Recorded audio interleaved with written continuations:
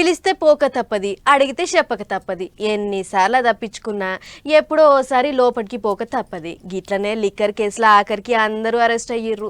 పోను పోను అని మొండి శాతలు చేసిన ఢిల్లీ సీఎంను కూడా అట్లిట్లా లోపటేసిర్రు ఈడీ ఆఫీసర్లు. అందుకే పోటు పోటులోళ్ళు అవుతుంది.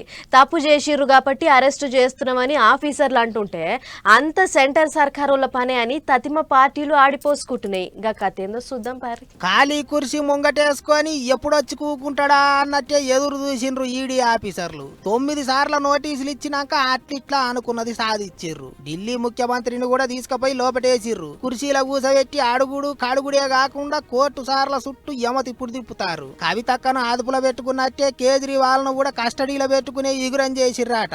ఇంకో దిక్కు బెయిల్ కావాలని సుప్రీంకోర్టుకు పోతే మా దగ్గరికి ఏంటికొచ్చిర్రు, కింది కోర్టుకే పోండ్రి అని కవితక్క లాయర్లకు షాక్ ఇచ్చిర్రట పెద్ద సార్లు. సుప్రీంకోర్టుకు వచ్చేటంత పైకం ఉన్నదని ఇక తాపకోసారి వస్తేట్లా ముందుగాల కింది కోర్టులు అడగాలి, అక్కడికేంచి పెద్ద కోర్టుకు రావాలి అన్నట్టు చెప్పిర్రట సార్లు. ఇంకో దిక్కు శనివారంతో ఈడీ ఆఫీసర్ల కింద కవితక్క కస్టడీ ముగుస్తున్నది. మరిగా తర్వాత ఏం చేస్తారో ఏమో గాని లిక్కర్ కేసు లీడర్లను ముప్పు తిప్పల పెట్టి 3 చెరువుల నీళ్లు తాగిస్తున్నది. ముఖ్యమంత్రిని అరెస్టు చేసిర్రని చీపురు కట్ట పార్టీ వాళ్ళు పొట్టు పొట్టు లొల్లులు చేస్తారు, రోడ్ల మీదకొచ్చి గాయ చేస్తారు. అందరు ఏమో గాని శిష్యుడు కేజ్రీవాల్ ను అరెస్టు చేసిన దాని మీద పెద్ద మనిషి అన్నా హజారే ఏమన్నాడో చూడర్రే.